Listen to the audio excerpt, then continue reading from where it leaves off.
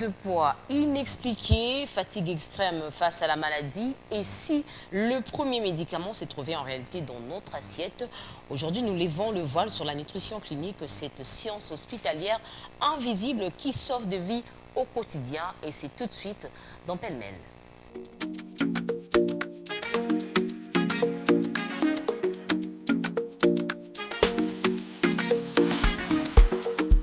Bienvenue dans Pêle-mêle, l'émission sans filtre, l'émission qui s'autorise des détours totalement insolites. Ici, on s'émêle de tout. On parle santé, on parle culture, on parle sport. Aujourd'hui, nous parlons santé, nous parlons de nutrition clinique et sportive. Le médicament invisible, c'est le thème de cette émission. Avant tout, je salue ma co-présentatrice Jolie Copie. Bonsoir et bienvenue. Bonsoir Laridi, bienvenue. Comment tu vas? Je vais très bien, ça va. Ça va. Un peu de fatigue le week-end. On était dans le bruit de match. Mais ça va, on est là, on travaille, on est là pour faire pêle-mêle et pour apporter, pour apprendre. Parce que je sais que toutes les personnes qui nous suivent apprennent de choses chaque jour. Oui. Parce que pêle-mêle, c'est l'actualité, c'est tout. Culture, santé, sport. Et aujourd'hui, on va parler du sport. En tout cas, c'est pêle-mêle, comme on dit. C'est pêle et mêle. Donc, ouais. on s'épelle et on s'émêle de tout. De tout, sauf de rien. On parle de tout ici. Voilà. On parle de la nutrition clinique et sportive, le médicament invisible. Et pour en parler, nous avons un spécialiste en la matière. Il s'agit du docteur Désiré Bombile Issé Itoki, à qui je salue. Bonsoir docteur et bienvenue chez nous. Merci, salut à tout le monde, merci. Comment vous vous sentez chez nous? Je suis chez nous, chez moi. En tout cas, chez nous, chez vous. Sentez-vous à l'aise, docteur? Sentez-vous à l'aise. Nous parlons de la nutrition clinique sportive, le médicament invisible. Qu'est-ce qu'on peut comprendre sur ces sujets? Très bien. Vous savez, depuis qu'on était enfant, on nous avait appris, quand on est malade, comprimé. Quand on est malade, piqûre. Quand on est malade, transfusion. Quand on est malade, perfusion et des fois même chirurgie. On ne nous avait jamais dit que les aliments faisaient aussi partie des remèdes. Les aliments faisaient aussi partie des solutions pour faire partie de la maladie. Et c'est comme vous l'avez dit, un médicament invisible, c'est-à-dire on ne voit pas pendant qu'on mange. Parce que je l'ai toujours dit, en mangeant, on peut avoir 3 résultats. On peut prévenir la maladie pendant qu'on est en train de manger, parce que les aliments contiennent des éléments qui peuvent renforcer la capacité immunitaire.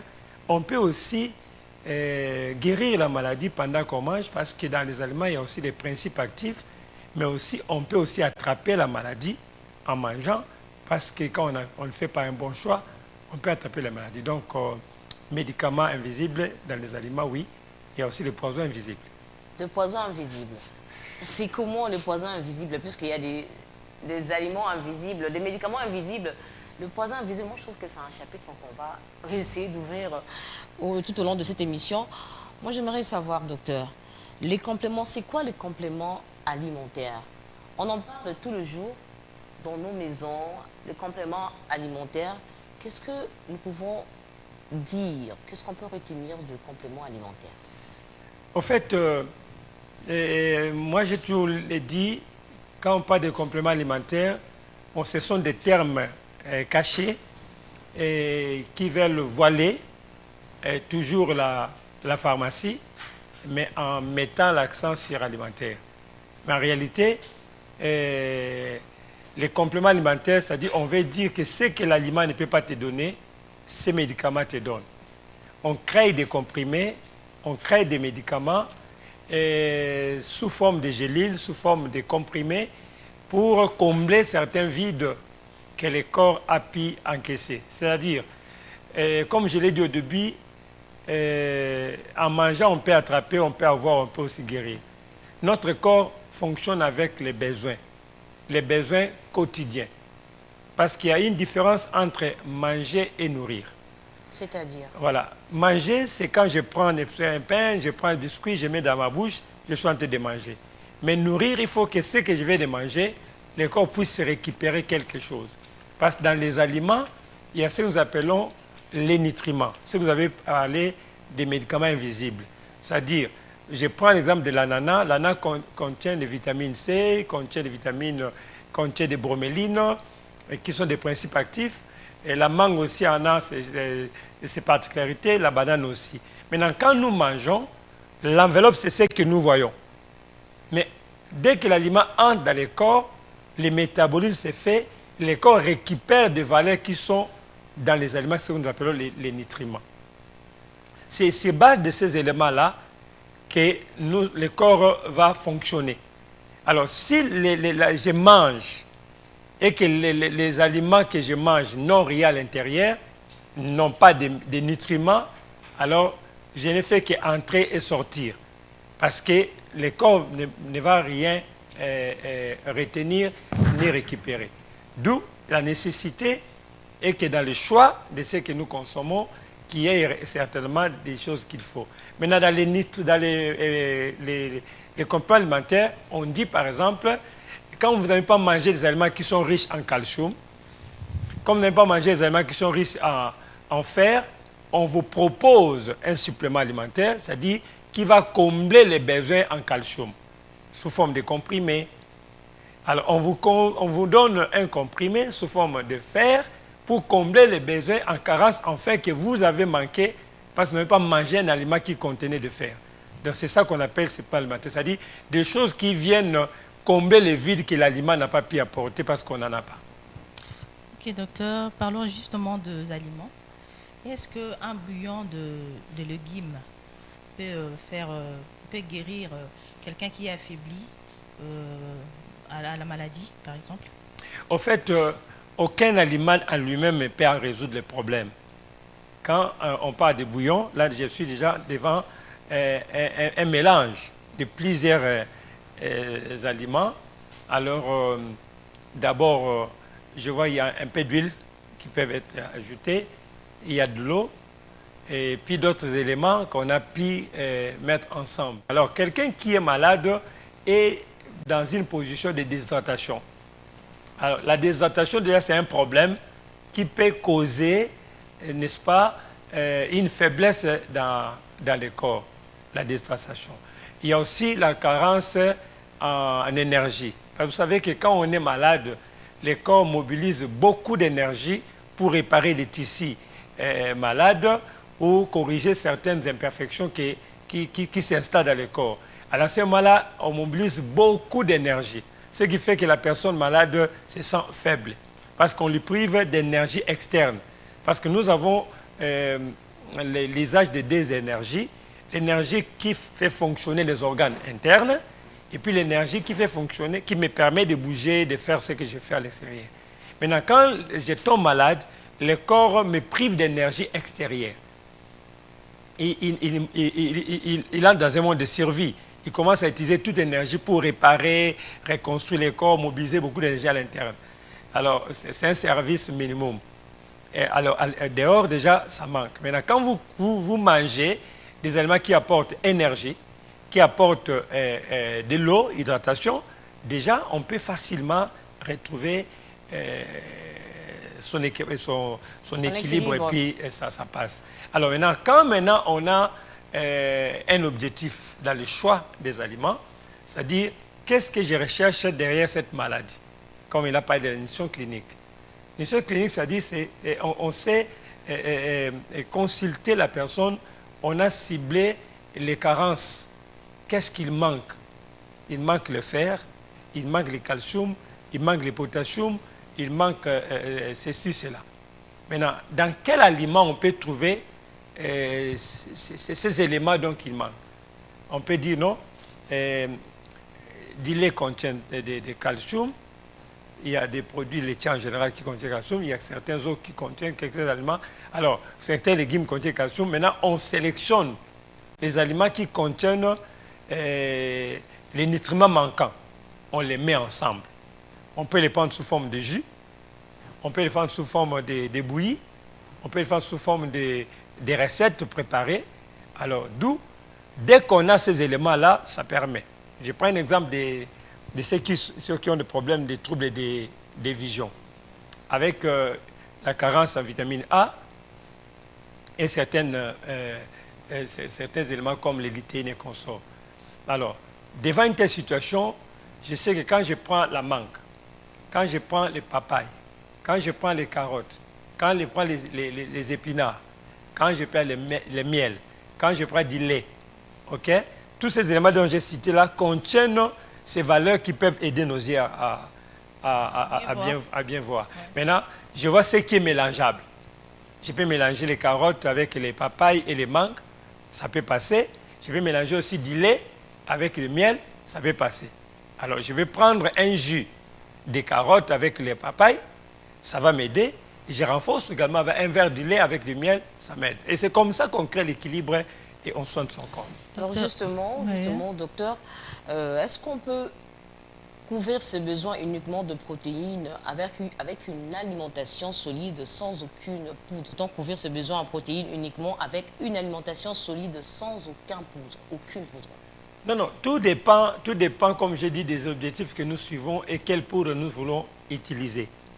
Et comme je dis, dans la fabrication ou dans la mise en place des thérapies, on peut avoir des aliments en poudre, on peut avoir des aliments en liquide, on peut avoir des aliments en crémeuse, on peut avoir des aliments en pâte, ainsi de suite, en jus, ainsi de suite. Maintenant, quand je prends l'exemple des poudres, aujourd'hui nous avons, je parle des légumineuses. Je prends le cas des soja. Le soja, c'est une légumineuse très riche qui contient tous les acides aminés qui est dans les viandes. Parce qu'il faut noter que le monde animal, c'est le monde qui contient beaucoup de protéines que le monde végétal. Et les protéines animales sont facilement assimilables, absorbables par rapport aux protéines végétales, qui est un peu capricieuse. Maintenant, avec les soja qui est rendu poudre, c'est déjà intéressant. Ça peut déjà faire quelque chose. Je peux utiliser des graines comme le sésame qui peut être rendu poudre. Je peux utiliser les graines de courge qu'on appelle comme une ambika que je peux rendre en poudre et ainsi de suite. Et là, je peux arriver à créer une poudre qui peut être servie soit comme bouillie d'une part ou peut-être associée à un autre aliment. Ouais, un peu. Donc tout dépend. Maintenant, les protéines, beaucoup plus dans le monde animal. Maintenant, dans les légumineuses, nous trouvons également des protéines. Nous avons l'haricot aussi, qui contient aussi des protéines. Et comme c'est parmi les légumineuses qui contiennent des valeurs protéiques, alors déjà, ça passe comme ça. Donc voilà comment on peut créer l'équilibre. Donc on ne peut pas seulement trouver la protéine dans les viandes, on peut aussi les trouver dans les protéines et on peut aussi les trouver dans la poudre, oui, tout comme dans les jus et ainsi de suite. Y a-t-il une quantité maximum qu'on peut recommander à un homme pour avoir de protéines? Oui, tout a été toujours calculé. Et des fois, il faut faire un calcul de 0,8 multiplié par votre poids corporel. Et la réponse que vous trouvez est que vous aurez les besoins quotidiens en protéines.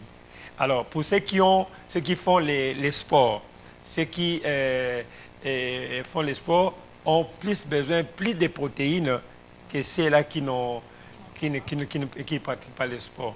Donc, déjà, d'une manière globale, c'est 0,8 multiplié par le poids corporel pour trouver la quantité quotidienne des protéines. Et la plupart des cas, on n'arrive même pas à atteindre les besoins quotidiens en protéines.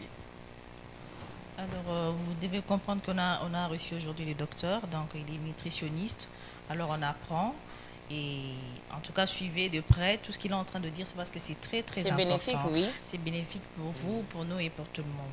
Alors, docteur Désiré, combien de repas par jour faut-il faire pour optimiser, pour avoir la synthèse de beaucoup de protéines?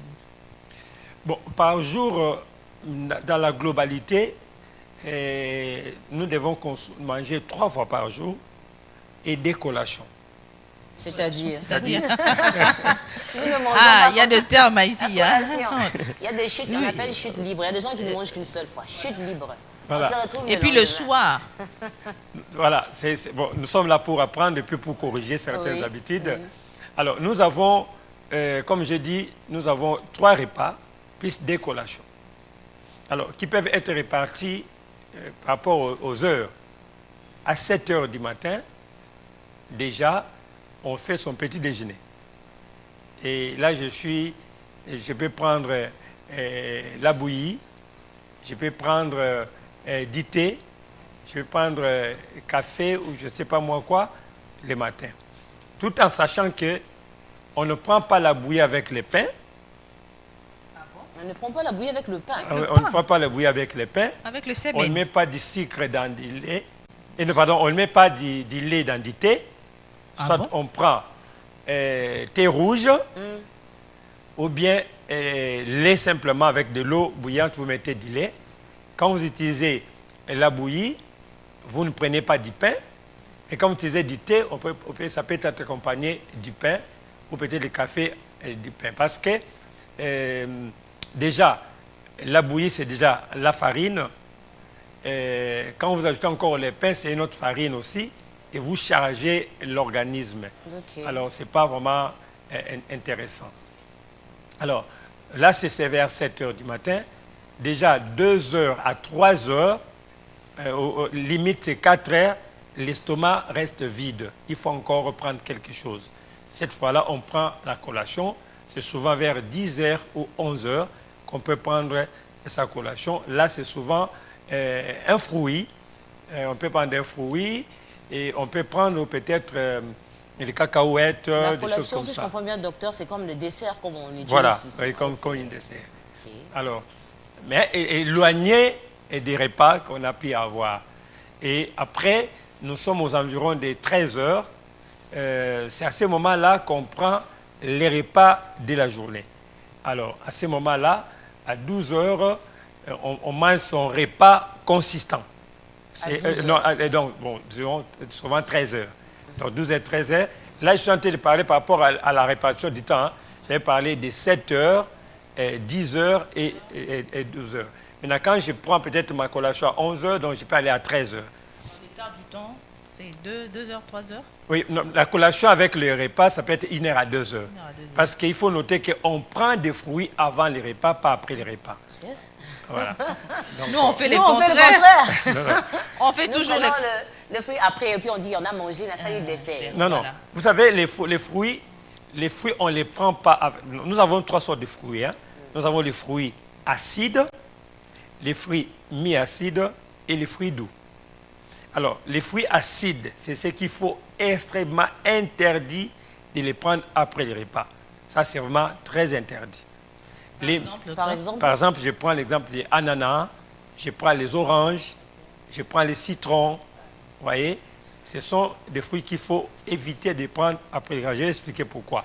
Maintenant, les mi-acides, c'est souvent des fruits, quand c'est amer, quand c'est encore non mûr, pardon, c'est aigre. Quand c'est mûr, ça passe. On prend le cas des mangues. oui. La mangue qui est très aigre quand c'est non mûr, et quand c'est mûr, quand vous consommez, vous sentez qu'elle est aigre partie. Là, on peut les prendre aussi après les repas, mais rarement. Il y a des fruits doux. Là, ça n'a pas de problème parce que on peut les prendre après les repas. On prend les bananes, on prend les papayes, on peut les prendre après, comme les pastèques, mais ça ne doit pas suivre directement les repas. Pourquoi? Parce que les fruits, dans la catégorie des fruits, les fruits ne traînent pas l'estomac. Donc quand on les consomme, ça passe directement. Combien de temps? 2 minutes après le repas pour prendre le fruit? Ça peut être 45 minutes. 45. Mais quand on prend avant, on peut prendre 30 minutes avant les repas. On appelle souvent les entrées. Pourquoi? Parce que quand ça vient, ça passe directement. Maintenant, quand vous avez mangé et que vous prenez le fruit va venir traîner à l'estomac, trouvant d'autres aliments qui ne sont pas encore libérés, parce qu'il y a des aliments qui prennent beaucoup de temps de digestion. Je prends l'exemple, par exemple, celui qui a mangé de la viande et du riz, ces choukwang, ça ne passe pas directement. Ça prend du temps à l'estomac. Maintenant, quand vous prenez quelque chose qui est acide, comme les oranges, les oranges, les ananas, quand ça vient à l'estomac, l'estomac va chercher les mécanismes de les libérer vite. Il va produire une grande quantité d'acide chlorique. Et cet acide-là fera en sorte que, parce que l'estomac des poules est plus fort que l'estomac de l'homme. C'est-à-dire, c'est pas possible, voilà. docteur. L'estomac de la poule contient des matières pour briser même Une petite poule oui. a un estomac plus qu'un homme. Plus solide, plus efficace qu'un homme. Parce que la poule n'a pas de dents, elle prend des graines, elle consomme. Dès que les graines viennent à l'estomac, ça se mou au niveau de l'estomac. Okay. Tandis que l'homme, on l'a donné des dents, c'est pour mastiquer d'abord avant d'avaler. Alors, quand vous avalez des choses d'une manière brutale, ça entre comme ça, et l'estomac n'a pas de dents pour mastiquer. Ce que l'estomac fait, il produit l'acide. L'acide chlorique qui est produit au niveau de l'estomac, c'est pour diluer maintenant ce que vous avez mangé. Par rapport à ce que vous avez déjà utilisé avec les dents, l'estomac va produire une quantité d'acide pour faciliter maintenant la libération de cet acide, de ces aliments qui deviennent liquides pour partir. Maintenant, quand on ne mâche pas ou on prend des choses comme ça, l'estomac va produire la grande quantité d'acide pour libérer vite la vase. Maintenant, qu'est-ce qui se passe? L'acide là qui est produit, quand vous le prenez, vous le déposez dans un fer, ça détruit le fer. C'est trop, oui, voilà. D'où le mot d'estomac. Oui. Alors, quand ça vient, c'est pour diluer les aliments et puis ça libère pour aller au niveau des intestins. Maintenant, quand vous consommez mal, l'estomac va produire en grande quantité. Il produit en petite quantité. Mais quand il trouve qu'il y a beaucoup d'aliments, il faut libérer vite, il augmente la production. Et cette grande production-là peut commencer à détruire maintenant les mycoses. Alors, les mycoses sont détruites, et là, vous êtes dans le tableau de ulcère d'estomac, qui est venu parce que les mycoses sont, on appelle souvent essuie-mains. Essuie-zoki. Essuie-zoki. C'est-à-dire, avec ça brille. Alors, quand ça brille comme ça, il y a maintenant des plaies. Là, vous êtes dans un tableau compliqué, ulcère d'estomac, et avec toutes les conséquences possibles qui viennent s'enchaîner. Et qu'est-ce que vous recommandez aux personnes concernant leur nutrition? Puisque moi, j'ai appris, déjà, je prends le fruit bien après mon repas. Je ne savais pas, je prends après mon repas. Je ne savais pas qu'il faut prendre 30 minutes avant.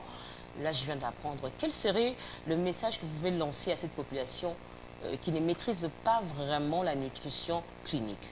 Vous savez, je suis en train de bénir Dieu pour cette émission, et surtout parce que la nutrition commence à prendre sa place dans la communauté. Et il y a un moment donné, quand on est nutritionniste, on voit seulement les malnutrition. Quand on est nutritionniste, on voit des affaires cochocorées, et on n'avait pas fait la promotion de la nutrition. Même au niveau des ministères de la Santé, on a beaucoup plus favorisé la pharmacie et d'autres branches. La nutrition n'a pas été toujours considérée. Même les nutritionnistes eux-mêmes ne sont même pas affectés dans les hôpitaux. On ne sait même pas quel est leur rôle dans la société. Quand vous faites cycler votre micro, on sait les rôles de médecin, infirmier, nutritionniste, c'est quelqu'un qu'on a mal à maîtriser le travail. Et dans le milieu hospitalier, il y a une guerre. On pense qu'un nutritionniste, ce n'est pas celui qui a bien étudié. C'est comme si quelqu'un qui s'occupe seulement des bouillies des enfants, des malnutris. Il y a une guerre entre les médecins et les nutritionnistes à tout moment. Parce qu'il y a d'autre part, on pense que la nutrition veut étouffer la pharmacie. Il y a une autre guerre là-bas entre la nutrition et la pharmacie. Et vous savez, ce sont des réalités comme ça. Et celui qui avait, la personne nous prêtons serment à son nom, Hippocrate, l'avait dit que l'aliment soit ton seul remède. Vous savez, quand on dit ton seul remède, on veut simplement dire qu'il n'y a pas d'autre. Vous comprenez? Oui. Maintenant, sa phrase a été changée pour dire que l'aliment soit aussi ton remède. Et quelque part, on dit aussi que l'aliment soit ton premier remède. Que vous prenez ton seul remède, ton premier remède, aussi ton remède, parce qu'on dit, quand on dit aussi ton remède, c'est que c'est dans dans l'ensemble avec tous les autres. Quand on dit premier, c'est qu'il y a deuxième, troisième. Maintenant, quand on voit dans la pratique réelle, la nutrition n'a jamais été considérée comme une thérapie. Jamais. Alors, or, maintenant, Dieu merci, aujourd'hui, la nutrition clinique est arrivée pour commencer maintenant à montrer que les aliments ont un rôle important. Moi, j'ai 12 ans d'expérience avec ce travail. J'ai pu voir des personnes guérir de leur maladie sans un comprimé, seulement avec les aliments. Maintenant, à ce niveau-là, tout ce qu'on peut conseiller aux amis qui ont fait des erreurs, aujourd'hui, peut-être vous souffrez de l'estomac, vous ne savez pas quelle était l'origine, peut-être vous avez pensé que vous avez eu des soucis, ou peut-être, je ne sais pas moi, sachez que la première ennemie, c'est la mauvaise alimentation, la mauvaise combinaison alimentaire ou la mauvaise application des aliments. Un aliment peut aussi avoir des interactions difficiles. Peut-être qu'on a toujours négligé. Un aliment n'est pas toujours innocent. Bien que c'est un aliment, mais ce n'est pas toujours innocent. Il y a des personnes, à l'étape de la maladie que vous avez, vous ne pouvez pas consommer cet aliment-là. Quand vous consommez, ça aggrave la situation. Quelqu'un qui a des myomes, par exemple, ne peut pas consommer des soja parce que ça peut aggraver sa situation et faire grossir vite les myomes. Et ceux qui ont du diabète? Voilà. Pour les diabétiques aussi, il y a des aliments qui sont vos alliés et des aliments qui doivent être considérés comme ennemis que vous devez mettre à côté. Pourquoi? Parce que, vous savez, quand on est en bonne santé, on mange tout. Mais quand on commence à devenir les maladies, il y a des aliments appropriés et inappropriés. Alors maintenant, pour les amis qui étaient habitués à consommer les fruits après les repas, il faut abandonner. Et peut-être les fruits qui peuvent être tolérés après les repas, comme je dis, les fruits doux, comme papaye, pastèque et puis les bananes. Pour ceux qui ont le problème de constipation, ils peuvent l'utiliser comme ça. Mais d'emblée, mettez toujours les fruits avant votre repas. Docteur Désiré, en parlant de constipation, il y a plus d'une 20, donc je ne sais pas comment parler chiffres puisque je n'ai pas la maîtrise. Il y a beaucoup de personnes qui souffrent de la constipation. Pour la plupart, ce sont des personnes qui travaillent au bureau, ce sont des personnes qui passent leur temps assis. Quel conseil donnerez-vous à ces personnes-là? Quel repas ces personnes peuvent prendre pour guérir? Bon, je ne dis pas guérir complètement, mais guérir... C'est guérissable aussi. Oui, c'est guérissable complètement. Qu'est-ce que ces personnes peuvent prendre pour guérir de cette maladie? D'abord, il faut noter que la constipation n'a pas un seul facteur. Hein? Il n'y a pas un seul facteur qui cause la constipation. Il y a d'abord les facteurs génétiques. Il y a des personnes qui sont nées avec des longs côlons, des longs intestins, comme on dit. Et ce sont des personnes qui souffrent souvent d'estomac régulièrement. Il y a facteurs comportementaux, comme vous avez dit là. On reste toute la journée assis et ça rend l'organe paresseux. Pas seulement les reins, mais tout le corps devient paresseux. Même pas seulement les intestins, j'allais dire, même les reins deviennent paresseux, et même les cœurs deviennent paresseux parce qu'on reste trop assis. La sédentarité n'a jamais été un bon allié. Donc il faut toujours être actif. Hein. Vous restez assis pendant 1 heure, mettez-vous debout quelques minutes, 15 minutes de marche et vous revenez encore, continuez. Restez toute la journée du matin jusqu'au soir assis, vous rendez vos organes paresseux. Et d'ailleurs, vous allez remarquer que vos pieds vont gonfler. C'est un signe que les reins ne fonctionnent plus bien parce que vous êtes resté longtemps assis. Alors, il y a un facteur aussi alimentaire. Les aliments qui sont riches en fibres, ce sont des aliments qui nous aident à résoudre le problème de constipation. Par exemple, docteur? Nous avons les fruits.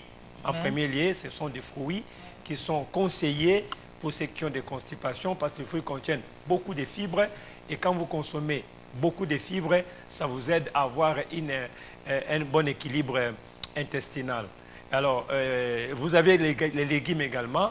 Ça vous permet de faire un bon transit intestinal parce que les légumes comme amarande, épinards et tant d'autres là.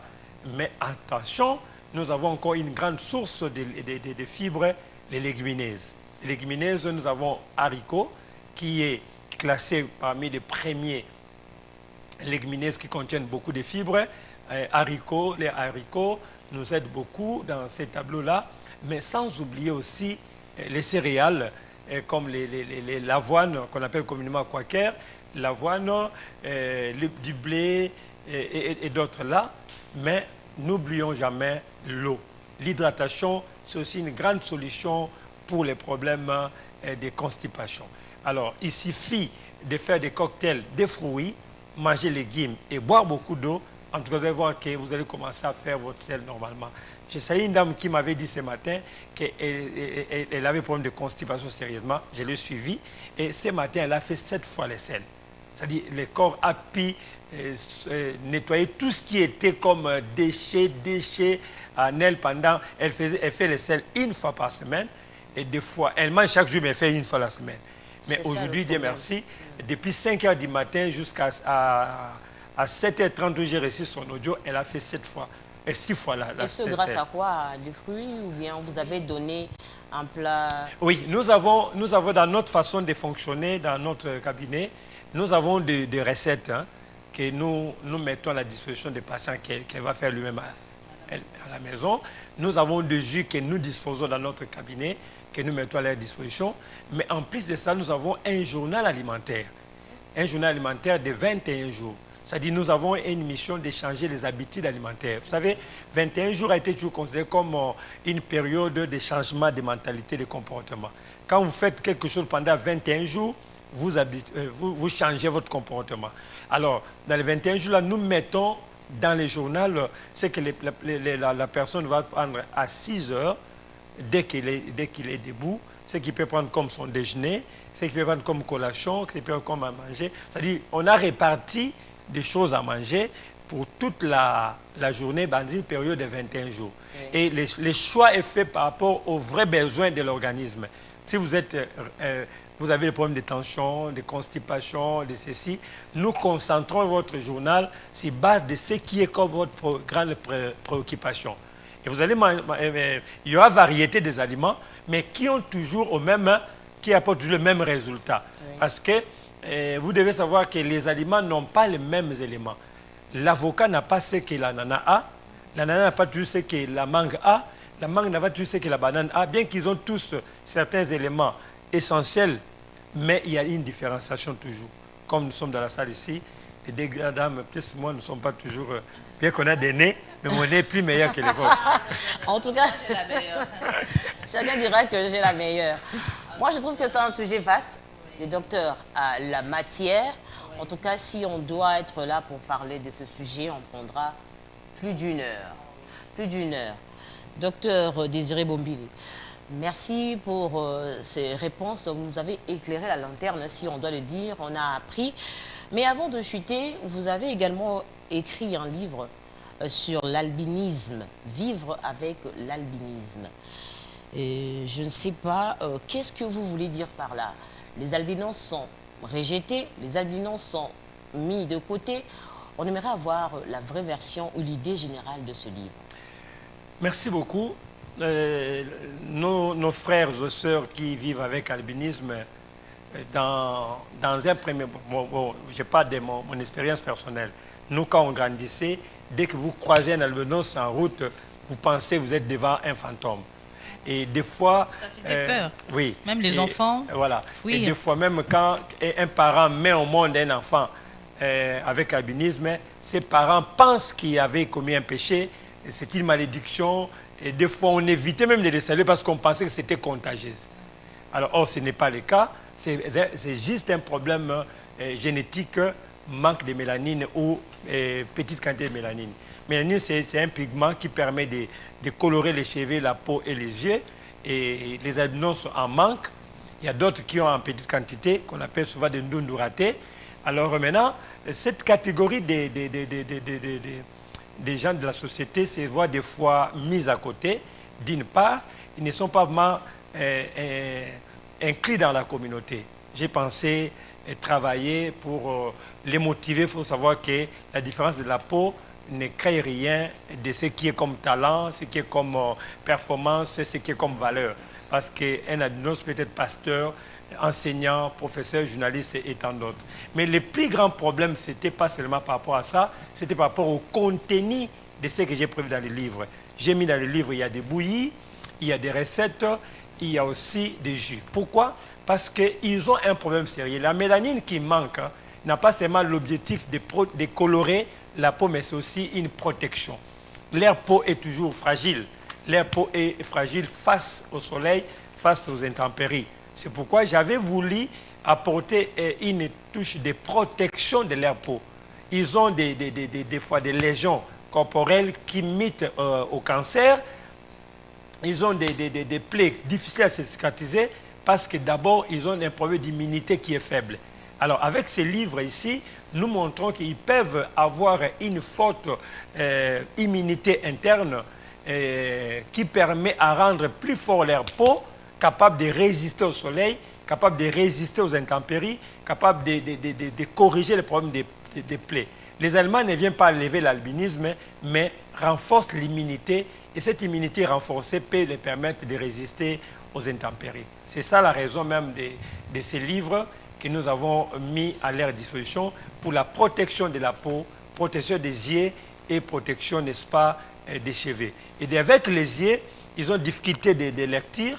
Avec les livres ici, ils ont des recettes à l'intérieur qui peuvent les aider à mieux lire et bien lire pour renforcer leur vision des trucs. Voilà, dans la globalité, l'idée de comment faire pour s'en procurer? Bon, le livre est déjà lancé. Alors, nous sommes en train de voir les distributeurs. En attendant, nous avons encore de l'eau chez nous. Mais le Grand Lac, ça a été notre première librairie, là où nous utilisons, nous disposons. Mais nous sommes en train de voir aussi avec d'autres supermarchés pour faciliter que ces livres soient mis dans les différents supermarchés. On ne peut pas seulement quitter sa maison à Lipen pour aller en ville pour acheter le livre. On peut le trouver dans les supermarchés qui est aux environs des trucs. Alors, on ne se limite pas seulement à ça, mais nous avons aussi voulu que les contenus là soient divulgués, soient rendus publics, soient portés à tout le monde. Pas tout le monde ne lira pas les livres, surtout nous, Congolais, on n'a pas la lecture la notion de la lecture. Bien sûr. On a dit, si vous voulez cacher un trésor, voilà, mettez ça dans les livres. On ne va pas lire. Voilà. Ça va pourrir, ça va rester là et... Oh, c'est une grande richesse qui est là. On va changer cette manière. Changer. Docteur. Moi, je ferai de mon mieux pour que tout le monde puisse lire. Voilà. Alors maintenant, ces livres ici, nous voulons maintenant mener certaines campagnes de sensibilisation pour que ces messages qui sont dans le livre soient connus de tous. Bon, il faut noter que ce qui est à l'intérieur, ce n'est pas seulement pour les albinos. Hein. Même une personne avec notre teint peut les lire et puis utiliser ce qui est là-bas, ça peut toujours faire l'affaire. Donc, on a prévu une période de sensibilisation pour les contenus d'un livre-là, mais aussi, nous avons prévu aussi une période de mobilisation, appel de solidarité, parce qu'il y a beaucoup d'albinos qui ont des problèmes sérieux de peau. Il faut vraiment les aider. Oui, il faut peut-être en province, voilà, en RDC, avec des partout. pommades. Parce que là, j'ai même dans le livre comment faire la pommade. Alors, celui qui lit le livre peut faire la pommade, mais celui qui ne sait pas lire, on peut aussi faire pour eux. C'est pourquoi ce livre est venu au bon moment. Et il marche avec un autre livre qui sera rendu disponible dans 2 semaines, qui parle de vivre avec SS. On reviendra avec ça. Oui, on en parce que les parlera. parents qui ont des enfants avec les problèmes de SS souffrent aussi énormément. Alors, c'est aussi un autre livre. Il y a un autre livre, Vivre avec les diabètes. Donc, il y a beaucoup de cas qu'on appelle, voilà, beaucoup de cas qu'on appelle chroniques. Et on vit avec parce qu'on ne change pas son état d'albinisme, hein, on vit avec. Mais comment vivre avec ça et être dans la société et vivre longtemps et en bonne santé? Parce que vous savez, la durée de vie d'albinos, c'est 44 ans. 44 à 45 Seulement. ans. Oui. Il y a ceux qui n'atteignent même pas 30 ans. Voilà. Alors déjà, mais il y a ceux-là qui ont aujourd'hui plus que ça, parce qu'ils ont essayé de suivre certaines logiques, certains modes de vie. Alors nous ne voulons pas que ça soit comme ça. Nous voulons que la durée de vie prolonge. Pourquoi pas avoir des vieillards avec l'albinisme? Donc c'est vraiment un grand travail que nous sommes lancés à faire. Et je vous appelle à entrer dans la boîte parce que nous n'avons pas la peau à Binos, mais nous avons une émission qui peut aider les autres. Voilà. Tout à fait, nous avons une mission. Vraiment. Oui. Un mot, puisque nous sommes déjà arrivés à la fin. Oui, bien sûr. Docteur, je ne peux pas manquer de mots. Je vous dis d'abord merci de venir ici, de laisser toutes vos occupations pour venir répondre à notre invitation. C'est un grand plaisir. Alors, pour le livre, je vous dis aussi merci des pensées à toutes ces personnes-là qui vivent avec l'albinisme. C'est pas facile. Ils pensaient qu'ils étaient écartés de la société. Ils étaient mis à part par rapport à tout ce que vous venez de citer ici, les problèmes de mélanine, de peau, tout ça, tout ça. Et grâce à votre livre aujourd'hui, ils vont savoir comment vivre avec l'albinisme, comment faire de pommade et comment s'améliorer. Et pourquoi pas dépasser l'âge limite que vous avez dit, c'est 40 ans. 44 ans, voilà. En tout cas, moi, je pense que c'est une très, très bonne chose. Et nous aussi, on sera là pour, pourquoi pas, vulgariser le livre, afin que ça puisse atteindre toutes les personnes en RDC. La RDC est grand, hein, toutes les provinces, et on sera là pour que le travail puisse vraiment arriver au fond pour atteindre toutes ces personnes-là. Merci beaucoup. Voilà un peu. Voilà, je vous remercie également, Docteur Désiré. C'était un plaisir de vous recevoir ici. Nous avons appris, nous avons compris. Chers téléspectateurs, nous avons parlé de la nutrition clinique et sportive, le médicament invisible. Nous l'avons fait avec le docteur Désiré Bombile Issei-Itoki, en tout cas, excusez-moi de massacrer votre nom. Je répète, docteur Désiré Bombile Issei-Itoki. Il était de nôtre aujourd'hui. Nous avons parlé de la nutrition. Et puis moi, comme conseil, je dirais, individualisez votre nutrition, ce qui fonctionne pour votre partenaire de salle ou ce qui est écrit dans un livre général ne correspond peut-être pas à votre métabolisme, notre santé ou vos objectifs. En tout cas, c'était Pêle-mêle. Merci de nous avoir suivis. Je sais que nous avons appris. C'était un plaisir de se voir également, le docteur. Merci, on se retrouve très prochainement avec le même plaisir. Au revoir.